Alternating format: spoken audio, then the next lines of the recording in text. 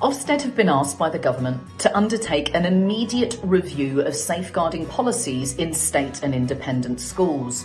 This is as a result of over 8,000 allegations being made by school pupils on the website Everyone's Invited, which gathered testimonies of sexual violence and abuse. The review will look at the scale and the severity of the issue and will look to ensure that schools have appropriate processes in place to allow pupils to report concerns effectively.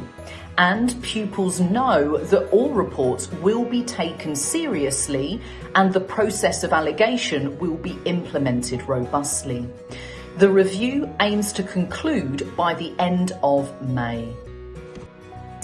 Okay, so let's think about the action points that need to be considered based on this review.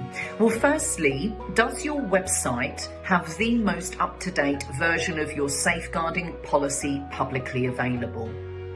Number 2, think about your policy and does it appropriately define peer-on-peer abuse, including allegations of sexual violence and sexual harassment? Because what we need to see very clearly defined is the what and the response. What processes would be followed should such an allegation arise?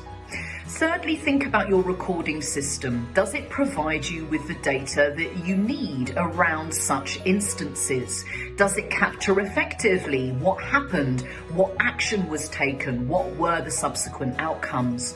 Ensure this is appropriately reflected within your chronologies. Your chronology should outline every step that was taken from the point of the incident being identified, including multi-agency involvement. When you think about recording, also consider the terminology. Keeping Children Safe in Education provides the definitions in relation to sexual violence and sexual harassment. Ensure clarity around the terminology being used. Fourth point to consider is about sharing information with parents. Acknowledge the situation that we are currently in. Consider how you will be responding effectively. There is a review that's being undertaken. Be clear as to the support mechanisms that are in place for pupils in your school. So you're reinforcing your procedures should such incidents arise.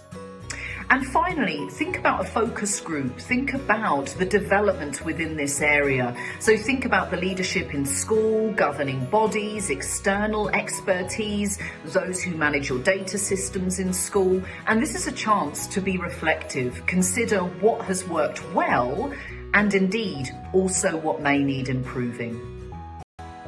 And finally, what can ECP do for you? If you require support with consultancy around a policy review, right the way through to staff robust training, or indeed CPD spotlights around some of these really challenging areas.